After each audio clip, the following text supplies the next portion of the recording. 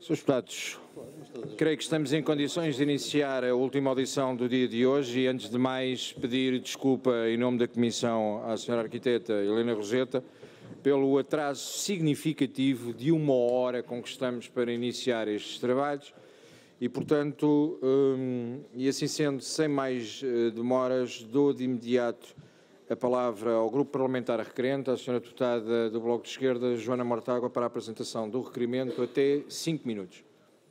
Muito obrigada, Sr. Presidente. Queria agradecer à arquiteta Helena Roseta a disponibilidade para estar aqui e ter esta discussão connosco. Na nossa perspectiva, este grande debate público devia ter sido prévio à alteração da lei, até pela dimensão e pela importância que ela tem. A senhora arquiteta tem defendido que esta não é uma pequena alteração dos instrumentos legais de ordenamento do território, pelo contrário, é uma alteração de fundo a estes instrumentos, e eu gostaria de colocar algumas questões sobre as quais seria bom que a arquiteta Helena Roseta nos ajudasse a densificar argumentos. A primeira tem a ver com o objetivo o objetivo anunciado desta alteração relativamente ao acesso à habitação. Esse é o grande argumento para esta alteração à lei. E, portanto, o que eu lhe queria perguntar é se entende que, da sua experiência, que o principal obstáculo no acesso à habitação está relacionado com a disponibilidade dos solos e com a disponibilidade do solo urbano. E se essa é a principal razão pela qual a classe trabalhadora em Portugal não consegue arrendar ou comprar casa. Em segundo lugar, se for identificado como problema a questão da disponibilidade dos solos, se esta alteração garante uma disponibilidade se esta alteração garante que a habitação que resultar desta classificação vai chegar à população como habitação a preços moderados, ou se, pelo contrário, como tem sido alertado por diversas organizações, aqui a equação prevista para determinar o valor moderado é, na verdade, uma fórmula que vai continuar a permitir sistematicamente valores acima do mercado, tendo aqui um problema acrescido, que é o de não prever o arrendamento como uma das formas de acesso a arrendamento a custos controlados, que esse sim tem valores sistematicamente abaixo do mercado. A outra questão que eu lhe queria colocar tem a ver com a forma como esta alteração por decreto-lei pode ou não subverter completamente os instrumentos nacionais de ordenamento do território. Ou seja, nós temos planeamento nacional a nível de REN e de RAN, temos planeamento até europeu a nível de definição de rede de natura, mas temos planeamento nacional a nível de REN e de RAN. De que é que valem esses instrumentos do território se eles podem ser alterados ad hoc a nível local, sem qualquer justificação, sequer a justificação de interesse público? E, portanto, quais são as consequências para todo o quadro legislativo de ordenamento de território que nós, neste momento, temos. Depois queria colocar mais 3 questões breves. Uma tem a ver com o interesse público.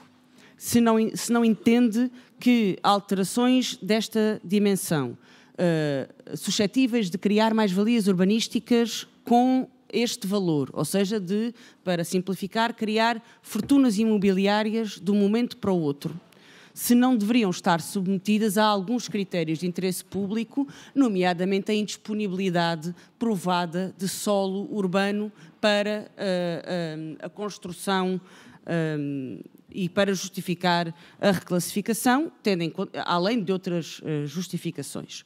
As últimas 2 questões, uma tem a ver, e eu gostaria de fazer esta questão, eu não fiz às entidades anteriores, mas queria fazer à arquiteta Helena Roseta, porque foi autarca há muitos anos. Foi presidente da Assembleia Municipal de Lisboa e estou certa que o anátema que nos tem imposto de querer ofender os autarcas ao levantar os riscos desta lei não o poderão utilizar com a senhora arquiteta, que foi presidente da maior Assembleia Municipal do país. E, portanto, gostaria de saber, na sua perspectiva e na sua experiência, se entende que as assembleias municipais têm, número 1, condições técnicas e, tendo sido presidente daquela que mais tem condições técnicas, portanto peço-lhe uma perspectiva nacional, têm condições técnicas para fazer uma avaliação deste nível de decisões, com este nível de impacto no território, sozinhas, porque é isso que está em causa. E, em segundo lugar, qual é o comentário que tem a fazer sobre os riscos de corrupção que têm sido levantados como possíveis consequências desta lei? Uma última pergunta sobre soluções alternativas que poderíamos ter para aumentar a habitação a preços acessíveis. Muito obrigado, Sra. Deputada. Obrigado também pelo cumprimento rigoroso do tempo. Senhoras e senhores deputados, bom dia a todas e a todos. Cabe-me passar a palavra à Sra. Arquiteta Helena Roseta, que terá 5 minutos, mas não sem antes a cumprimentar, dar-lhe as boas-vindas a esta casa que é de todos, mas que é também particularmente sua, porque também já cá desempenhou funções como deputada da Assembleia da República. É um gosto recebê-la. Sra. Arquiteta, 5 minutos, o tempo conta no cronómetro ali à frente. Obrigada, Sr. Presidente, muito obrigada a todos, muito obrigada aos senhores deputados e aos partidos que solicitaram esta apreciação parlamentar. Eu sou aqui uma espécie de canal História, porque antes de ser deputada parlamentar fui deputada constituinte e, portanto, muito daquilo que vou dizer não é estudo de investigação autónomo, é experiência de vida. Vou tentar responder rapidamente às 5 questões que a Joana Mortágua colocou. Eu tinha preparado uma intervenção inicial com os tópicos, mas depois voltaremos a eles, se for preciso, na parte do debate mais generalizado. A pergunta primeira, se o acesso à habitação tem a ver com a disponibilidade de solo urbano. Isso não está provado e, ainda que assim fosse, o que o REOT diz, e o REOT esteve em consulta pública até o dia 3 de janeiro passado, é que 50% do solo urbano disponível, segundo os planos diretores municipais em vigor, não está edificado. Ele não será todo para edificar, que nem todo o solo urbano é para edificar, mas 50% de solo urbano disponível com os atuais planos diretores é muito solo urbano. Nós gostaríamos de ver medidas de promoção, de disponibilização deste solo efetivo.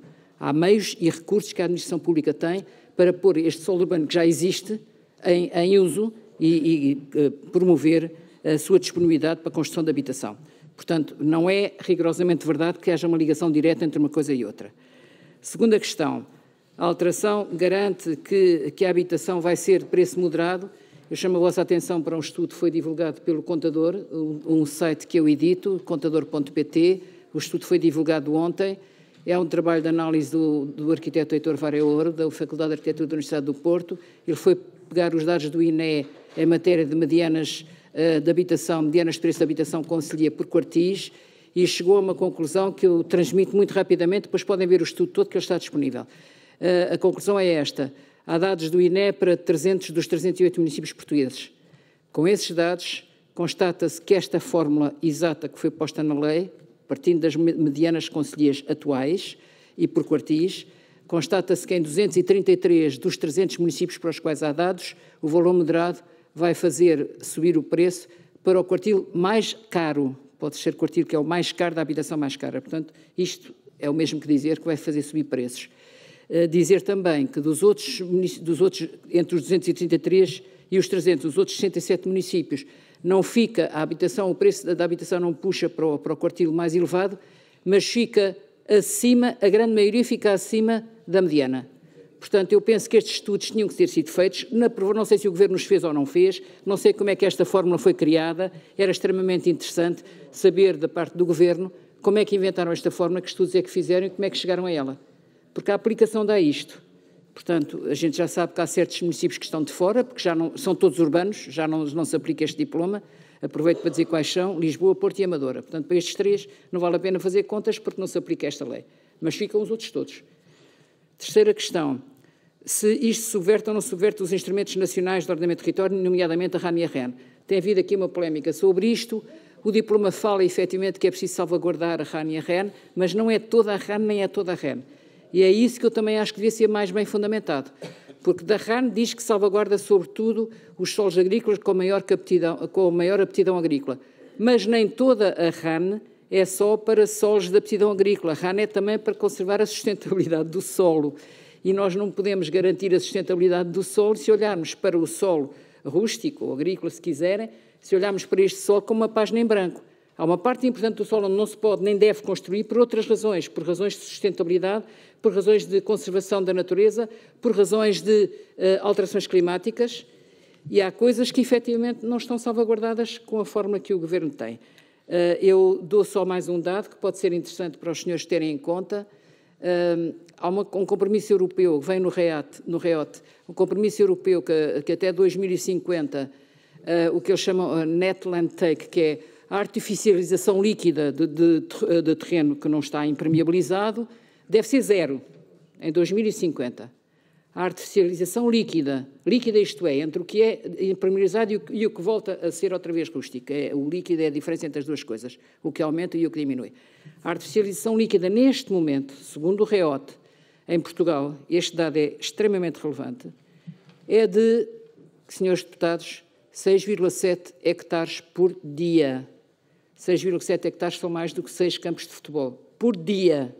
Se nós estamos a comer solo que não está impermeabilizado a este ritmo, eu pergunto como é que vamos defender as vulnerabilidades do país.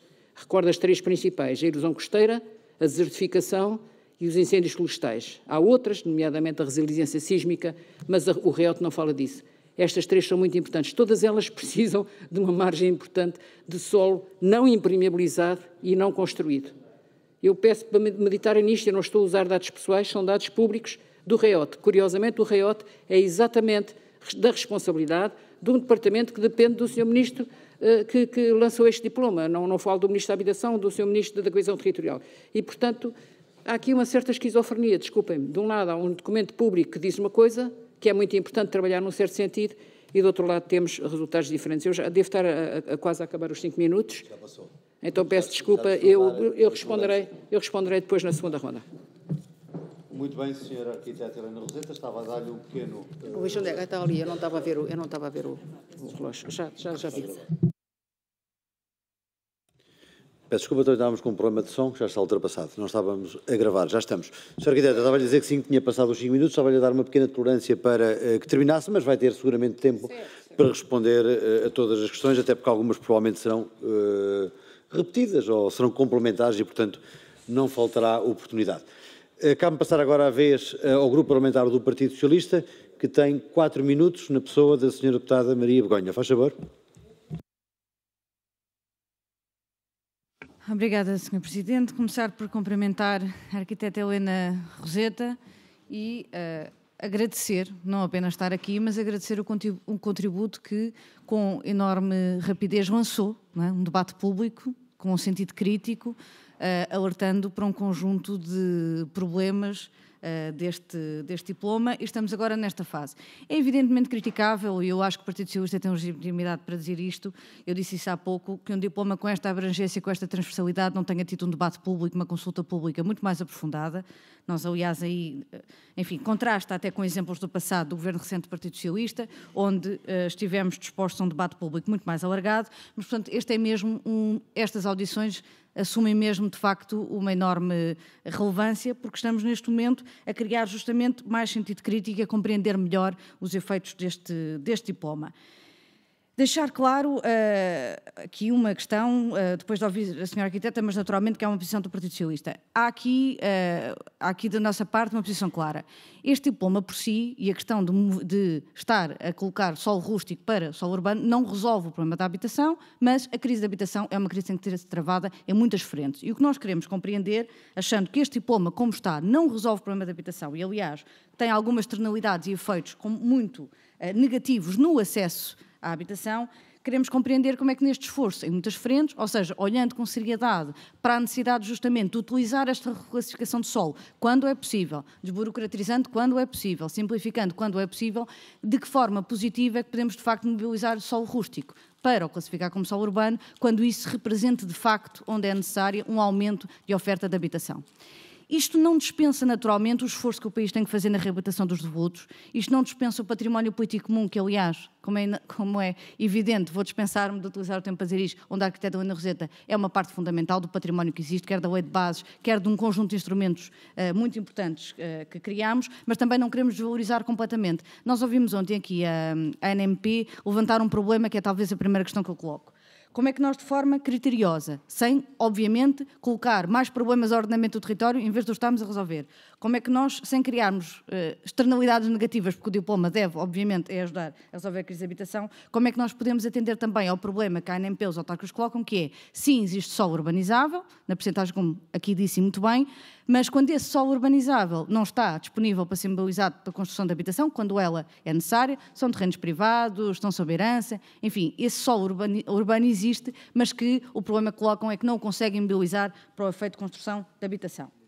Essa era a primeira questão que já foi aqui debatida antes. A minha segunda questão, naturalmente, é uma total concordância, quer com a RDH como agora com a senhora arquiteta Helena Roseta. Há aqui uma questão que é muito clara e eu vou voltar a repetir o que disse há bocado. Não há qualquer hipótese deste diploma ter o apoio do Partido Socialista na sua versão final se este conceito de preço moderado se mantiver, se um conceito que no fundo o que faz é, naturalmente, em vez de ter um efeito de melhorar o acesso à habitação às famílias com rendimentos intermédios, em vez de regressarmos, e é aquilo que nós entendemos, mas ouvi-la sobre isso, que deve ser feito, se o Governo já prevê neste diploma que 60% seja para a habitação, enfim, temos que olhar novamente, temos que ter o conceito de habitação a custos controlados e de renda acessível e não um conceito muito difuso na consolidação urbana, onde também importa falar da contiguidade, mas ainda mais difuso e com efeito catastrófico nesta questão deste conceito de preço moderado, que naturalmente não é um conceito de preço moderado, muito pelo contrário,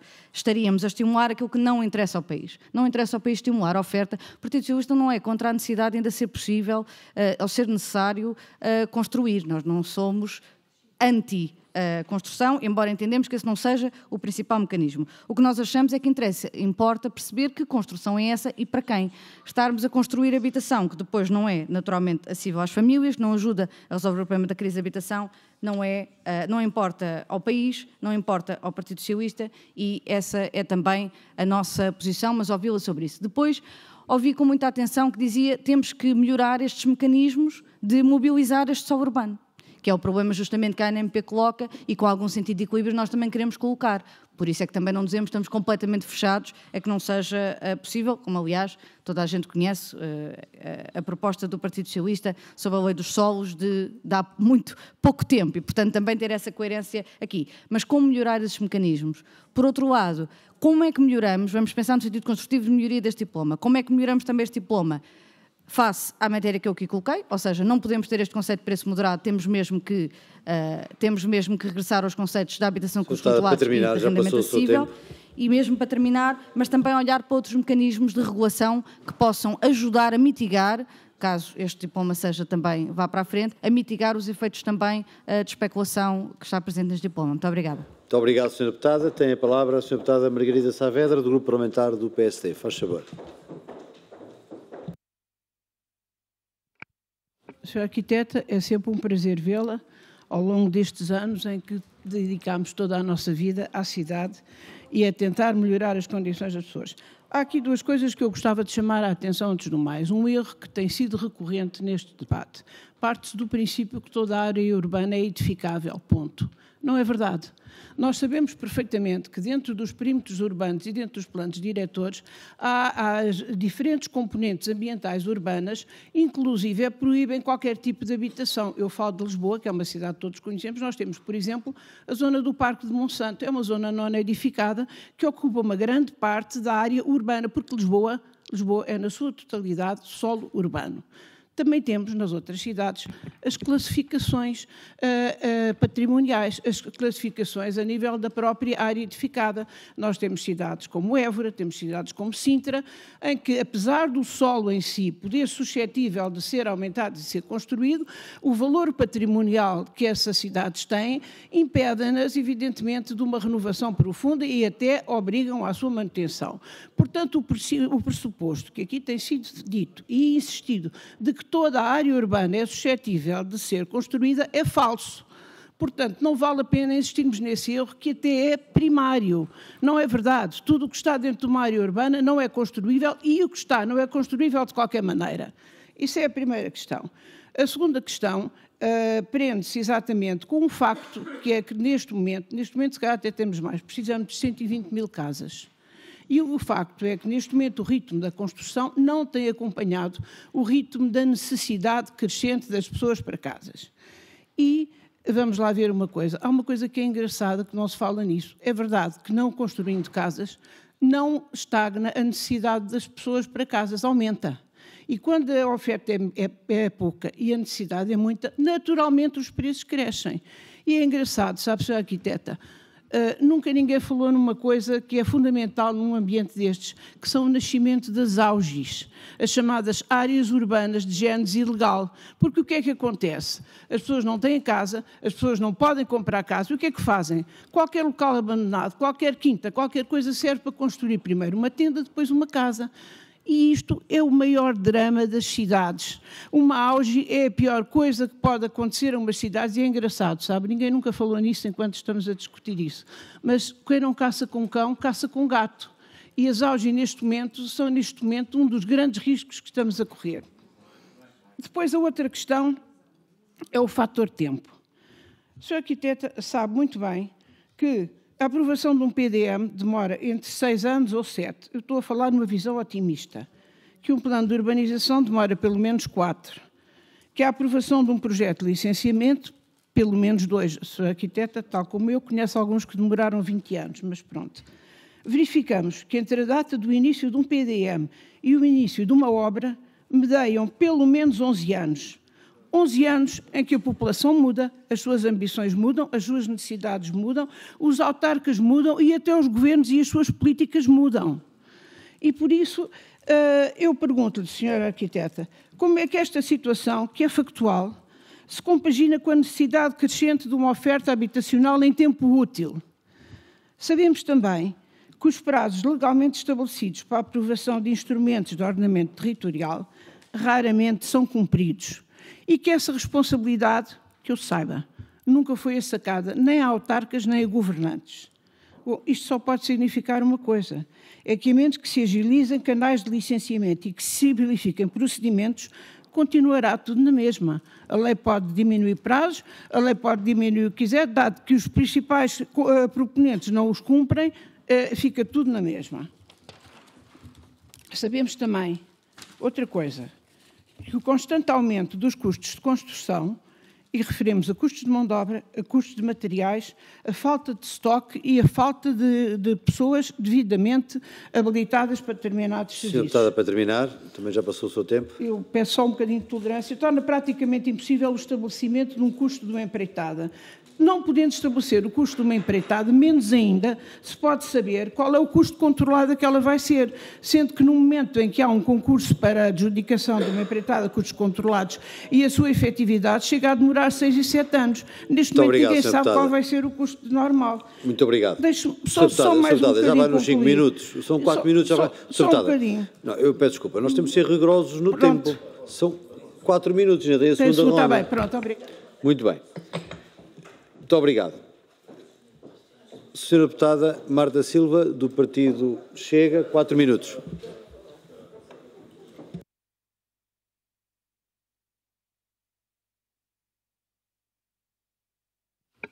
Muito obrigada, Sr. Presidente.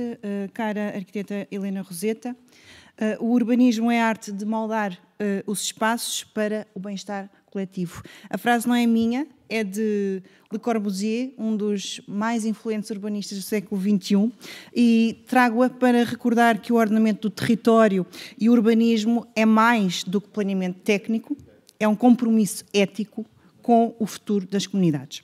E embora o objeto desta alteração à lei seja meritório, impulsionar maior oferta de terrenos urbanizáveis, com maior oferta, os preços tendem a baixar e sabemos que o custo do terreno corresponde ainda a uma fatia significativa do custo final de venda do metro quadrado construído, a par, claro, da carga fiscal e, infelizmente, neste âmbito, pouco ou nada foi ainda feito. Mas voltando ao que nos traz aqui hoje, que é o diploma que introduz este regime especial de reclassificação dos solos, tal como está redigido, corre o risco de comprometer a transparência e de permitir práticas que não servem de todo o interesse público, abrem a porta à desordem territorial e, quiçá, até ao agravamento do preço da habitação. Mas vamos por partes. Identificámos no diploma vulnerabilidades que importam destacar e sobre as quais gostaríamos de ouvir a senhora arquiteta. Uma delas é o poder discricionário local. As decisões de reclassificação, baseadas exclusivamente em deliberações das Assembleias Municipais, pode abrir espaço a influências ou pressões indevidas e favorecimentos. Na sua perspectiva, que medidas adicionais poderiam ser incluídas na lei para garantir que as decisões locais sejam protegidas contra interferências externas ou interesses particulares? Outra fragilidade que identificamos é que é completamente omisso se as propostas de reclassificação serão acompanhadas de uma justificação técnica detalhada, transparente e publicada de forma acessível que demonstre o impacto social, ambiental, económico dos planos de pormenor ou dos planos de urbanização que daí possam resultar. E assim pergunto se concorda que esta publicidade obrigatória de decisões, incluindo pareceres técnicos em plataformas públicas, como por exemplo a do IRU, seria, ou outras, seria uma forma eficaz de garantir uma total transparência. A terceira fragilidade que identificamos é que não há menção explícita à obrigatoriedade de auditorias independentes aos processos de reclassificação, nem de qualquer órgão supervisor que valide as decisões municipais e que poderia ser composto, por exemplo, por representantes sem vínculo aos municípios, como, por exemplo, ordens profissionais dos engenheiros, dos arquitetos, dos geógrafos, organizações não governamentais, ambientais, desde que certificadas, instituições académicas especializadas em planeamento urbano, gestão de território e urbanismo, etc. Pergunto se vê vantagem na criação deste órgão, eventualmente de âmbito regional e independente, para validar estas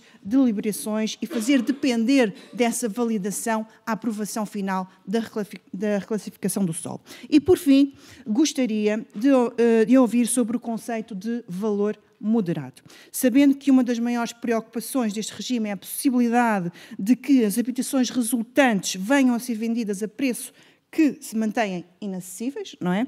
E esta moderação é tudo menos moderada e pode inclusivamente implicar que seja superior ao valor mediano nacional ou municipal, e todos sabemos que os valores medianos que são praticados atualmente no mercado não são de todo moderados e, tal como a senhora arquiteta referiu, também eu tive a oportunidade de consultar o estudo que foi feito ontem, onde classificam os municípios em 3 categorias, mas perguntava então, para terminar, se, no seu entendimento, não deverá exigir-se uma definição muito mais clara, muito mais direta das limitações ao valor de venda por metro quadrado, nomeadamente considerar os preços já legislados para a habitação a custos controlados. Muito obrigada. Muito obrigado, Sra. Deputada. Cabe agora a vez ao Partido Livre. Sra. Deputada Filipa Pinto, faz favor, 4 minutos. Sra. Deputada Filipa Pinto, do Livre.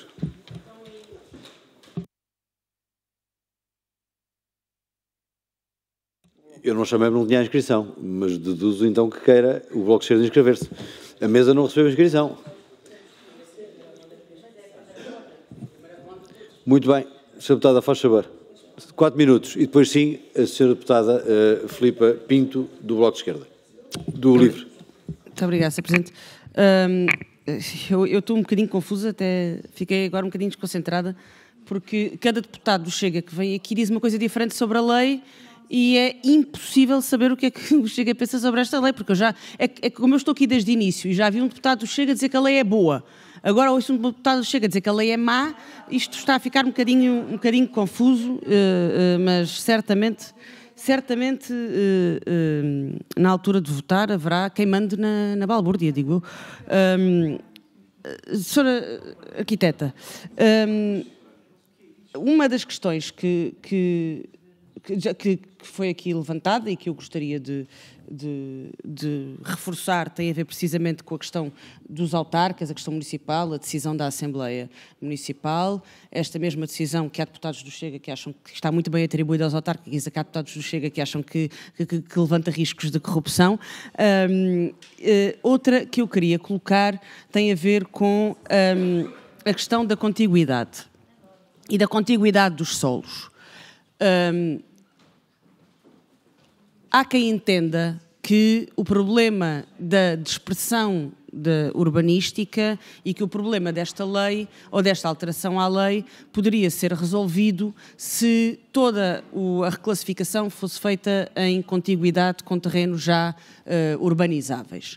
O que eu lhe queria perguntar é se esse pressuposto não implica um efeito tipo mancha de óleo, ou seja, se não há qualquer limite a esse pressuposto, então isso quer dizer que se nós vamos reclassificando terrenos atrás de reclassificação sempre em contiguidade, no limite isso é infinito e acabaremos por continuar em processo imparável de impermeabilização dos solos, além dos 6 campos de futebol e da artificialização dos solos, além dos 6 campos de futebol que aqui referiu. A última pergunta é um bocadinho em jeito de balanço, que é se todos os estudos, ou o estudo que foi feito relativamente aos preços moderados, indicam que o efeito desta lei sobre os preços da habitação será de puxar a habitação para o quartil superior, ou seja, para as habitações mais caras. Se a própria lei exclui dos preços controlados o arrendamento. E já há agentes imobiliários e bancários na internet a fazer publicidade à lei, lembrando aos promotores imobiliários que se construírem para arrendar não terão problema nenhum, porque podem arrendar ao preço que quiserem. E, portanto, isto já está, obviamente, a criar uma expectativa de especulação junto dos preços. Portanto, se ela no preço de venda não baixa os preços, se ela no preço de arrendamento não tem limites, o que eu pergunto é se esta lei tem algum efeito benéfico para aquilo que se propôs fazer, que é melhorar o direito à habitação em Portugal.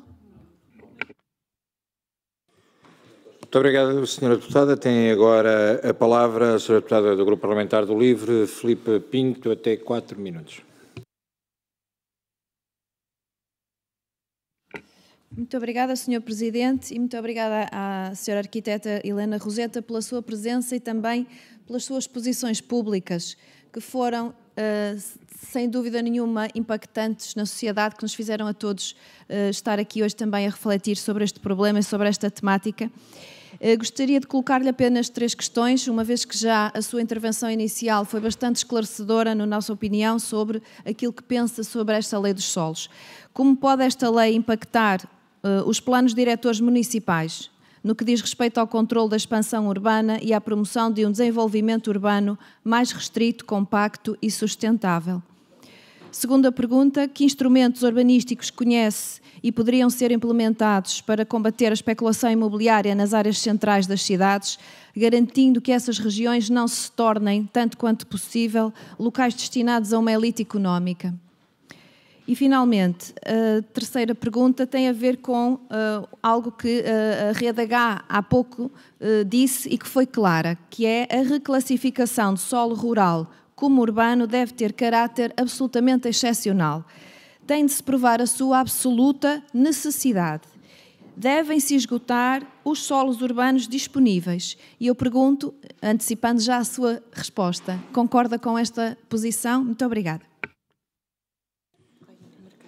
Muito obrigado, Sra. Deputada, e assim sendo, não existindo mais intervenções na ronda inicial, devolvo a palavra à Sra. Arquiteta Helena Roseta, que terá até 20 minutos de resposta.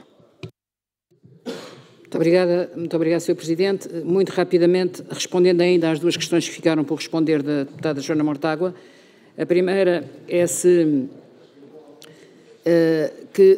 a questão qual é o interesse público que está por trás desta lei, ou seja, o facto de poder-se fazer esta reclassificação que gera sempre mais valias, porque, como sabem, o solo urbano vale sempre mais que o solo rústico, portanto, isto é óbvio. Não deveria haver mais exigências nomeadamente demonstrar que não há solo urbano disponível para poder fazer isto. Essa pergunta também junta-se com outras que aqui foram feitas, no sentido de dizer, isto não deveria ser mais bem fundamentado? Essa é uma das grandes, na minha opinião, uma das grandes falhas do diploma do 117-2024, que acabou com a necessidade da fundamentação. Essa necessidade da fundamentação, do meu ponto de vista, é absolutamente exigível e devia ser compatível com uma frase que lá ficou, que era que isto era um mecanismo excepcional. Então, se é um mecanismo excepcional, tem que se provar que ele é excepcional. Portanto, há aqui um problema de deficiência da própria lei e os senhores Estados poderão fazer propostas no sentido de a corrigir para que isto fique muito claro. Admite-se a solução, pelos vistos, se for admissível, mas admite-se a solução, desde que ela seja excepcional e fundamentada. Isto parece-me muito importante porque temos que ter em conta outra coisa que responde a perguntas que outros deputados fizeram. O solo português não é homogéneo, como toda a gente sabe. Há sítios onde esta lei já não se aplica porque é tudo urbano, há sítios onde ela a ser aplicada será drástica e há sítios onde ela até poderá ser útil. E, portanto, é preciso ter muito cuidado com isto e para isso é que são as fundamentações. E por isso, portanto, acho que isto é muito importante para que a lei seja suficientemente aplicável a um território que é desigual e não seja uma regra imposta por Diário da República sobre um território que não foi estudado previamente e não foi explicitado previamente. A quinta pergunta que a deputada Joana Mortágua tinha feito tinha a ver com o problema dos autarcas, se era ofensivo para os autarcas expor a hipótese da corrupção. Depois a senhora deputada do Chega também levantou os problemas do risco da corrupção. Eu queria dizer aqui duas coisas muito simples. Em primeiro lugar, eu fui presidente de uma Câmara, fui vereadora de outra Câmara e presidente de uma Assembleia Municipal. Eu fui fundador da Associação Nacional de Municípios e fundadora da Associação Nacional de Assembleias Municipais. E posso dizer aqui com toda a clareza, a principal forma de combater o risco de corrupção chama-se transparência. Transparência nas decisões, transparência nos dados e participação dos cidadãos antes das decisões serem tomadas. Cumprindo estas regras, nós prevenimos grande parte dos riscos da corrupção, grande parte. A segunda parte, e essa é uma coisa que eu tinha escrito no textinho que trouxe para aqui e vou lê-la, porque acho que é importante, que é isto.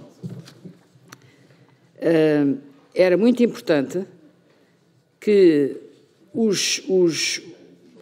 que nós soubéssemos quem são os consultores externos a que se pode recorrer e a que se recorre, quer quando o Governo faz determinados diplomas, quer quando as autarquias o fazem também, porque este diploma também diz que os pareceres podem ser dos serviços da Câmara ou de consultor externo. Eu acho isto um risco. Evidentemente que as câmaras não têm esta capacidade e algumas precisam mesmo de consultor externo. Não sou contra isso. Evidentemente que as Assembleias Municipais ainda menos capacidade têm, alguém perguntou sobre isto, as Assembleias Municipais, a maior parte delas, nem têm sede, nem têm serviços. Funcionam com os serviços que a Câmara lhes empresta e os serviços que a Câmara lhes empresta são os mesmos que dá aos vereadores. E, portanto, não há qualquer independência e autonomia das Assembleias Municipais. Isto é um facto. Eu ando há anos e a Associação Nacional das Assembleias Municipais foi criada bastante para isto, para que dessem mais meios e capacidades de autonomia às Assembleias Municipais. E, portanto, concluindo, transparência, consultas externas a consultores privados transparentes, que é para não haver o risco de as decisões, e não é só as das autarquias, que as do Governo também correm este risco, ficam confiscadas por pareceres de consultores que nós não sabemos quem são. Desculpem, mas isto é básico. E, portanto, era isto que eu queria dizer, sem qualquer hesitação. Entro agora nas respostas à deputada Maria Begonha. Naturalmente que o PS tem legitimidade para isto e esqueceu-se de dizer uma coisa. Isto não é uma alteração da lei de solos. Toda a gente diz em toda a comunicação social que foi alterada a lei de solos. Ela foi, mas não foi com este diploma. Ela foi alterada pelo Partido Socialista com o diploma anterior, com o simplex urbanístico. O simplex urbanístico e este são diplomas que foram promulgados em tempos mortos. O simplex urbanístico foi promulgado em janeiro de 2024, quando o Governo já estava em gestão e já estava tudo a preparar a campanha eleitoral do próximo. E este foi promulgado entre o Natal e o Ano Novo. Portanto, aqui não há transparência, nem participação, nem nada. É isto que nós temos que evitar. Pôr as coisas cá fora em tempo morto para ver se passa e depois não explicar. Não há qualquer alteração à lei de solos neste diploma. O que há é aproveitar uma alteração feita pelo simplex urbanístico do Partido Socialista que permite passar solo rústico para solo urbano sem plano. É tão simples quanto isto. Portanto, agora não é preciso plano. Basta que haja deliberação da Câmara e da Assembleia Municipal. É evidente que me podem dizer, mas a Câmara e a Assembleia Municipal é que aprovam os planos. É verdade. É verdade, mas aprovam os planos com uma data de exigências, porque para alterar plano, e por isso é que demora tanto tempo, é que são necessárias. Se reforçarem neste diploma as exigências de fundamentação e de transparência, o risco é muito menor. E, portanto, é isto que eu gostava de dizer, para que ficasse bem claro que de facto têm legitimidade, até porque foram os primeiros a fazer uma coisa parecida com isto, embora não fossem tão longe como este diploma vai. Não iam tão longe. Atenção que o número 9 do artigo 72A, leiam-no bem, este diploma revoga muito bem, as alterações que o partido, desculpem-me, eu tenho que explicar isto para perceberem melhor. O que o Simplex Urbanístico fez em relação ao artigo 72 foi criar 2 artigos adicionais, dizendo, o 72 é sobre a passagem de rústico para urbano, dizendo assim, pode-se passar de rústico para urbano pelos planos, era o que já dizia o diploma, agora também se pode passar de rústico para urbano por mais 2 situações. Uma é se for por razões industriais, logísticas, não sei o que mais, exigia uma série de número de coisas, mas no número 9 desse 72A é muito pernicioso, porque da maneira como está escrito, diz, isto também pode ser utilizado para habitação e não põe exigências nenhumas. E, portanto, esse, na minha opinião, é uma das coisas boas que este diploma tem, a revogar esse número. Para mim, essa era limpinha. E por isso estão a ver, eu estou aqui a tentar ser o mais imparcial possível, mas chamando a atenção para os pontos que são críticos.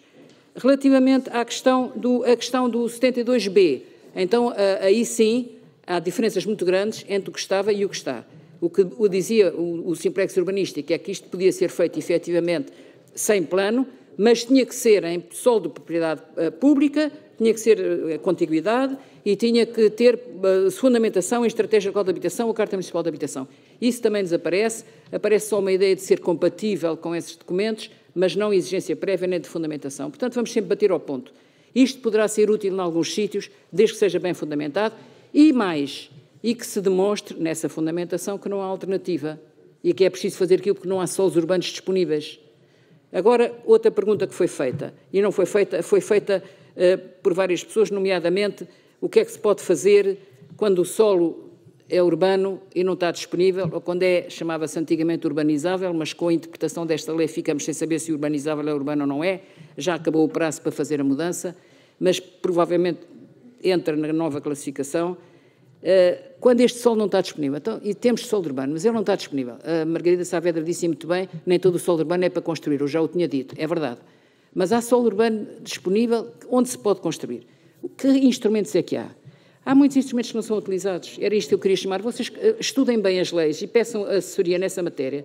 Há muitos instrumentos, quer na lei de solos, quer na lei de bases de habitação, há instrumentos para programar a urbanização dos solos, através de incentivos, através de uma unidade de discussão criada na Câmara, que é uma coisa facílima de criar, criando um programa de utilização desses solos, através de uma alteração dos planos de pormenor que demora tempo, mas então a solução não é mudar a maneira de classificar, é mudar a regra dos planos de pormenor e torná-los mais simples. Temos que mexer nos regimes que condicionam o resto e não estar aqui cirurgicamente a fazer exceções. Portanto, era isto que eu queria responder. Relativamente à Maria, dizer-lhe ainda, portanto, Maria, em relação ao solo urbanizável, não faltam instrumentos, já há imensos, quer na lei de solos, quer na lei de base de habitação. Eu recordo que a Carta Municipal de Habitação permite densificar solo urbano, a lei de solos permite a utilização coerciva de solo disponível que, ao fim de muito tempo, ninguém o quis pôr. O combate não é ao solo que não está construído porque não pode ser construído, o combate é ao solo que não está construído porque está expectante à espera da subida de preços. E é esse solo que nós temos que apanhar. E os municípios conhecem quais são as situações em que isto acontece. O preço moderado eu acho que já respondi, não vou dizer mais nada. Se o modelo dos custos controlados é preferível, naturalmente que é, porque os custos controlados são definidos por lei já há muito tempo e é uma coisa que já está estabilizada na sociedade portuguesa. Dizer-vos também que, respondendo agora às questões levantadas pela Margarida Saavedra, que precisamos de 120 mil casas. Margarida, não sei como é que foi feita essa conta, mas admito que sim. Agora, nós tínhamos, em 2021, 720 mil casas vagas no país.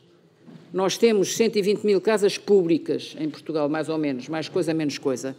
O mais habitação e este não puseram de parte a ideia que temos um PRR ao abrigo do qual vão surgir mais 26 mil casas, se formos capazes de as colocar prontas até junho do ano que vem.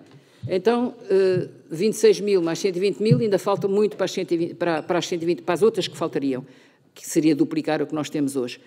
Há já passos dados nesse sentido, o atual Governo já os deu.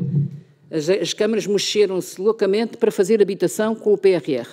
Fizeram um banco de soluções como nunca houve em Portugal. Nós temos aqui uma oportunidade única, meus caros senhores.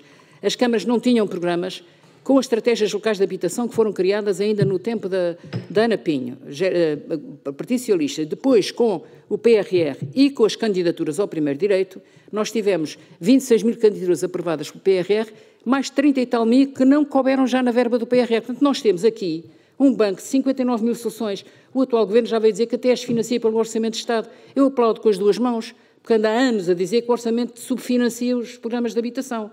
Portanto, nós temos aqui capacidade de ir buscar, não as 120 mil que a Margarida quer, mas pelo menos 59 mil a um prazo médio. E as outras?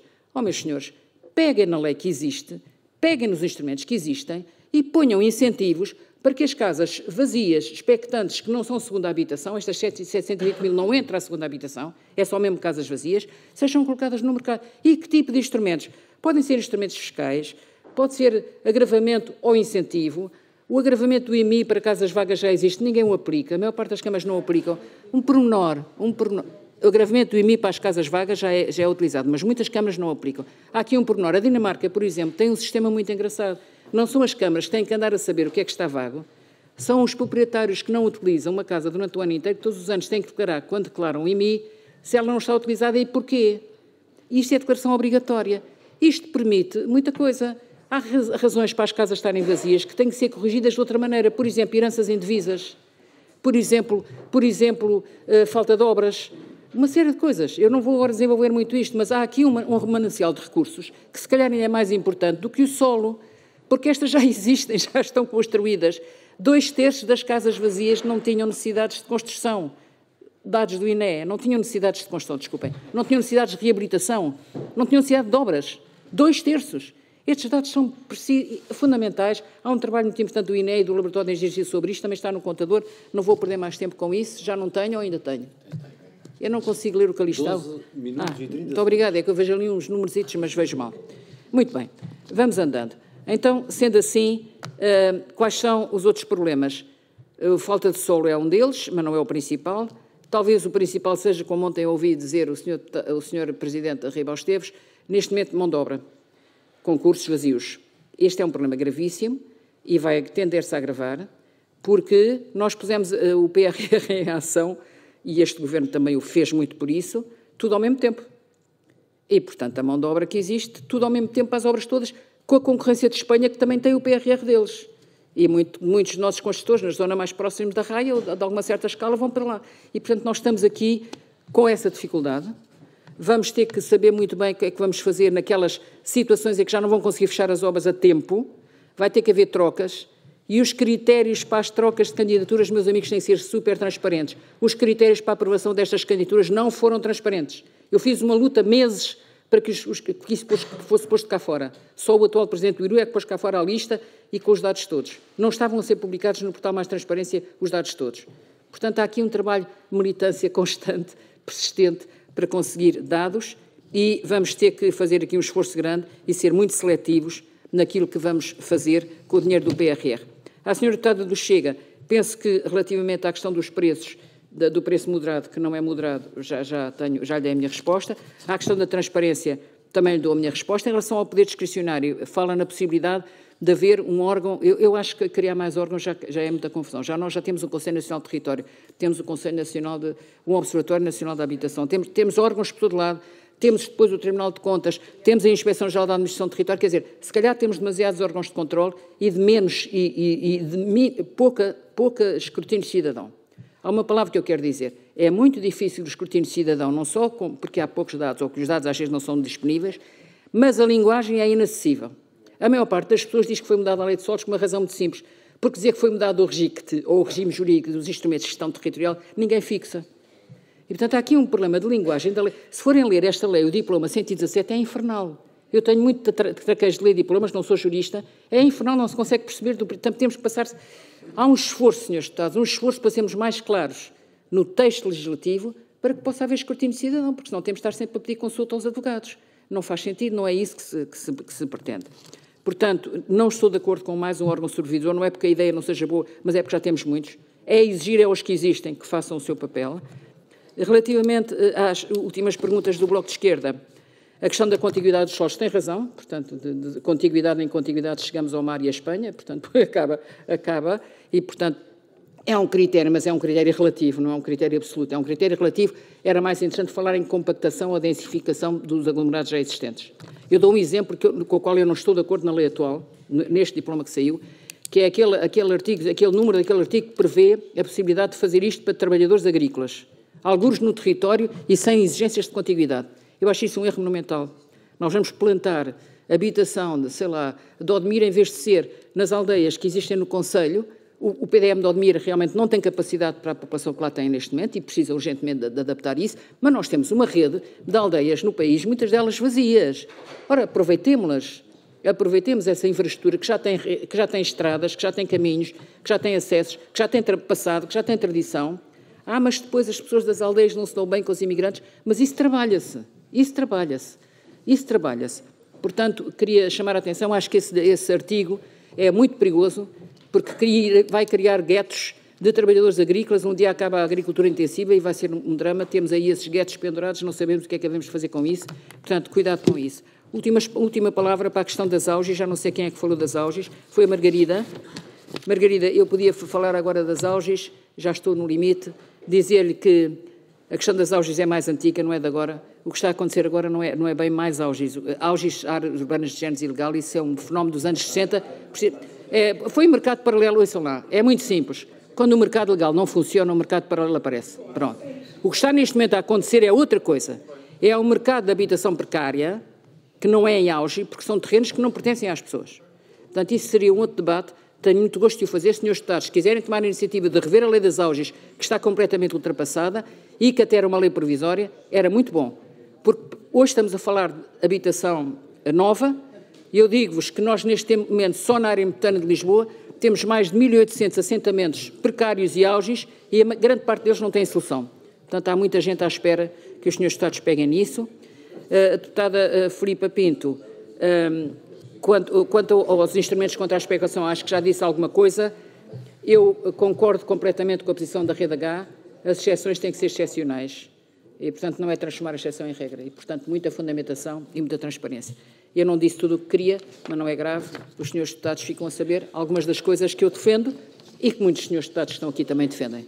E que pode haver, com certeza, consensos, tenho a certeza que haverá consensos nas duas comissões para se conseguir aproveitar esta oportunidade para melhorar o que saiu, ou para revogar, se assim o entenderem, mas já que estamos a mexer neste instrumento de REGICT, que houve uma alteração agora e outra alteração anteriormente, por iniciativa do PS, também podem mexer no anterior do PS. Já agora, vejam bem os dois e façam uma coisa que seja coerente, porque podemos melhorar o que está feito e podemos melhorar o que foi feito agora. Muito obrigado, Sra. Arquiteta. Vamos entrar então na segunda e última ronda, que tenho 3 inscritos. Dou a palavra de imediato à Sra. Deputada Maria Begonha, do Grupo Parlamentar do Partido Socialista. Não está inscrita, então passamos de imediato para o Grupo Parlamentar do PSD, a Sra. Deputada Margarida Saavedra. Até 2 minutos. Muito obrigada. Eu vou usar os 2 minutos, embora esta questão demorasse muito mais tempo. Sr. Arquiteto, é verdade, quando o sistema legal não funciona, outros funcionarão. É exatamente isso. E em relação ao aproveitamento dos instrumentos que existem, estamos completamente de acordo. O problema é o tempo. O problema é o tempo que estes instrumentos que existem demoram a ser aplicados. A senhora arquiteta sabe tão bem como eu que muitas vezes em Lisboa, para se evitarem planos de pormenor e outros questões, foram evitados planos de reabilitação e recuperação, que não existem, como sabe, no REGIT, exatamente para contornar isto. Portanto, o tempo é uma coisa fundamental. E nós ambos sabemos que é assim. E, portanto, é tudo uma questão de tempo. Se a lei funcionasse e os prazos fossem cumpridos, não precisávamos estar aqui nesta coisa. Outra questão fundamental que também é preciso ver é que a componente de uma habitação é 1/3 corresponde ao terreno, o resto corresponde à construção. E metendo no terço do terreno e nos 2/3 que sobram, que é o habitual, exceto em qualquer coisa, é preciso ver quanto é que custa uma reabilitação e quanto é que custa uma obra nova. Porque é preciso saber que, conforme os sítios, muitas vezes a reabilitação, em alguns sítios em que, por exemplo, não entra um carro, não entra coisa, chega a custar 5 vezes mais do que uma habitação normal. E, portanto, isso também é preciso ter na linha de conta. Eu não falo nas habitações devolutas porque o Partido Social Democrata pugna pelo respeito pela propriedade privada. E, portanto, isso é uma questão ideológica que temos e da qual não abdicamos. Faço-lhe finalmente as perguntas, porque não tenho muito tempo. É ou não verdade que, não obstante sucessivos programas, a situação de carência habitacional tem vindo a agravar-se? Acha que não? Acha que está tudo na mesma? E depois, acha que agora há casas a preços mais baratos do que havia há 2 ou 3 anos? E se há, onde é que estão? E faça o favor, diga quão mais baratas são. E, finalmente, e citando-a, em vez de alertar para a opinião pública a grande entorse ao nosso sistema de planeamento, por que é que não vamos alertar a opinião pública para o enorme anquilosamento deste mesmo sistema, que nos levou à situação em que nos encontramos? Muito obrigada. Por que é que não alertamos a opinião pública para o enorme anquilosamento deste mesmo sistema que nos levou à situação em que nos encontramos? Muito obrigada. Muito obrigado, Sra. Deputada. Para a última intervenção desta segunda ronda, dou a palavra ao Sr. Deputado João Neto, do Grupo Parlamentar do Chega, até 2 minutos.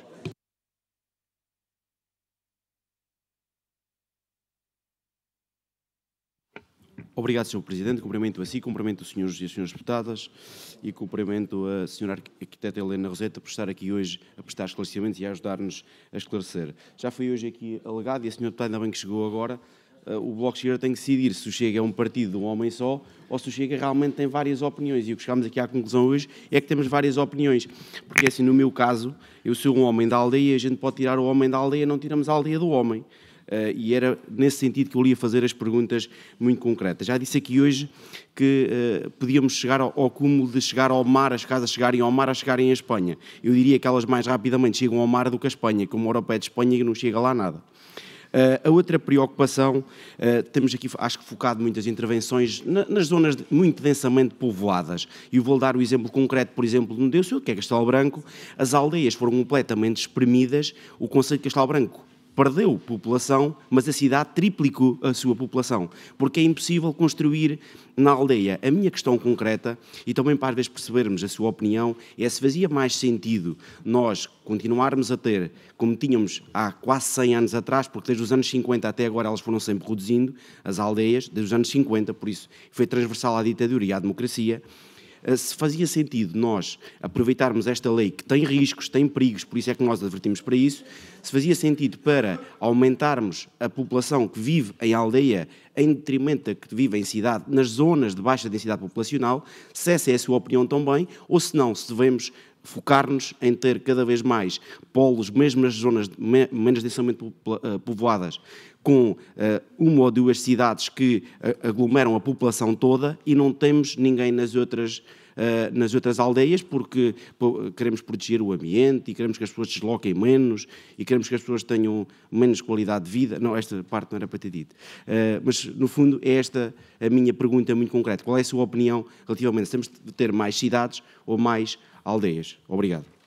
Muito obrigado, Sr. Deputado. Damos assim por concluída a segunda ronda e devolvo a palavra à Sra. Arquiteta Helena Roseta, que tem até 4 minutos para dar as respostas.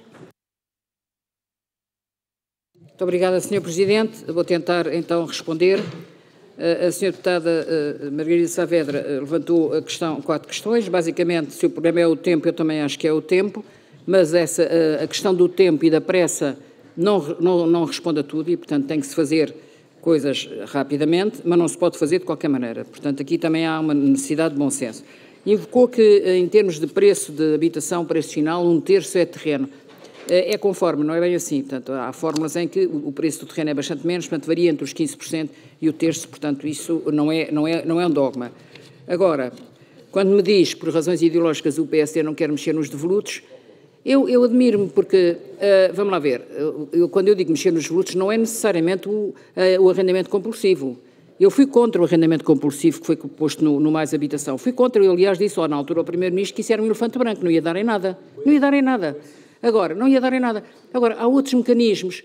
Se nós já temos o IMI agravado, e se o IMI agravado for feito como deve ser, em vez das câmaras estarem a perguntar quanto é que há de gastos de luz e de eletricidade, e depois vai lá o dono da casa e uma vez por mês e gasta água e gasta luz e pronto, e acabou. Se não pode haver IMI agravado, se for por declaração obrigatória do proprietário, com fundamentação e estudando essa forma de o fazer, nós podemos ter aqui um conhecimento melhor do que é que está vazio, do que é que não está vazio e porque é que está vazio.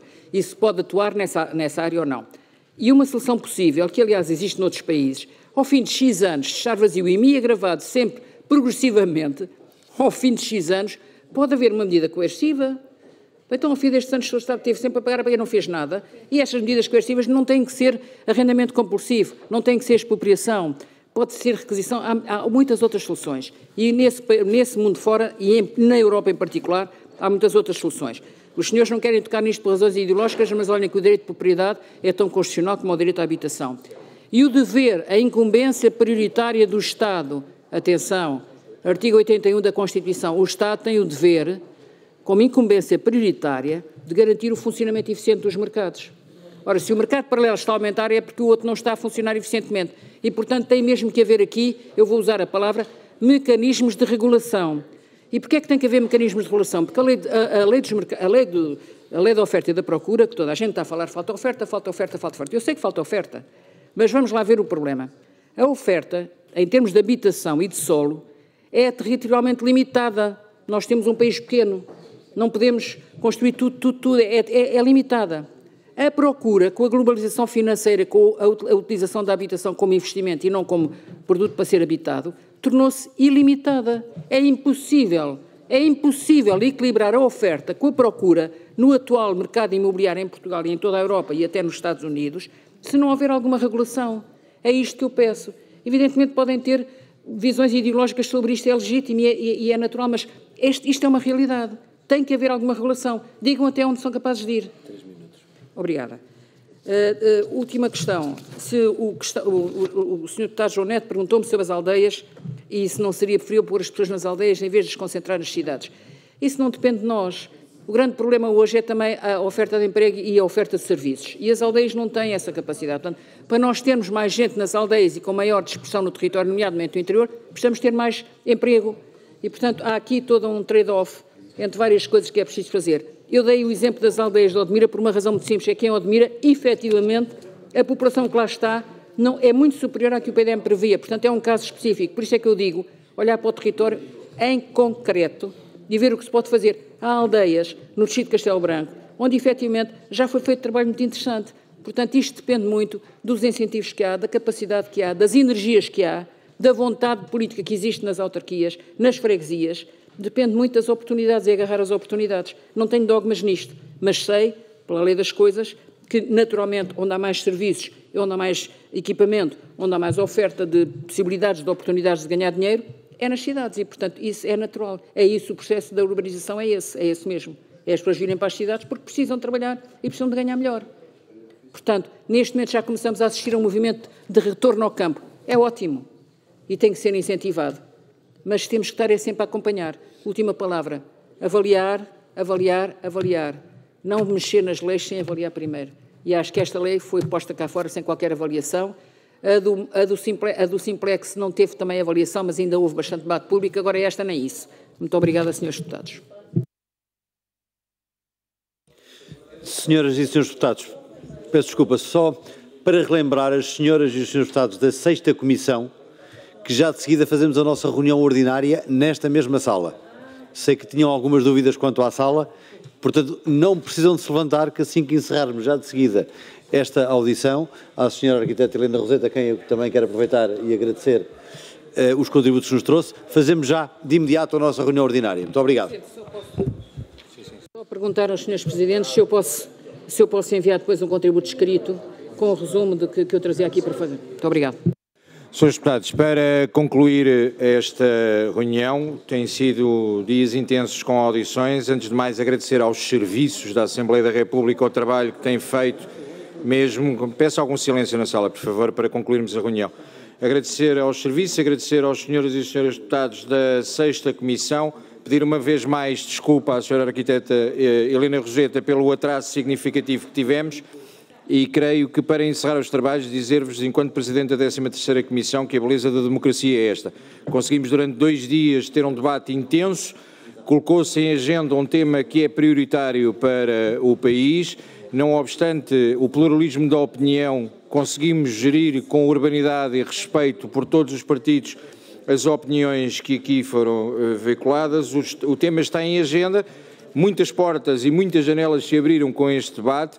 E ficamos a saber que claramente existe agora a responsabilidade por parte de todos os grupos parlamentares no impulso legislativo, em tantas temáticas que aqui foram abordadas, e algumas delas, enquanto Presidente da 13ª Comissão, deixem-me salientar que, tendo sido repetido reiteradamente nos últimos 2 dias a questão de algumas competências das Assembleias Municipais, seria se calhar interessante para os senhores deputados, dentro dos seus grupos parlamentares e dentro da legitimidade democrática que têm, de entender que se calhar estamos numa fase em que seria importante, na 13ª Comissão, revisitarmos a Lei 75 das competências das autarquias locais, assim como a Lei 73 do financiamento, porque quando falamos de Assembleias Municipais, no meu entendimento, é um órgão de fiscalização pago pelo próprio fiscalizado e, portanto, deveríamos ter em consideração que estamos numa altura que é ainda autárquicas, deveríamos repensar, não para agora, mas para o futuro. Agradecer a todos o princípio de urbanidade com que nos tratámos durante o debate e desejar a continuação de um bom trabalho.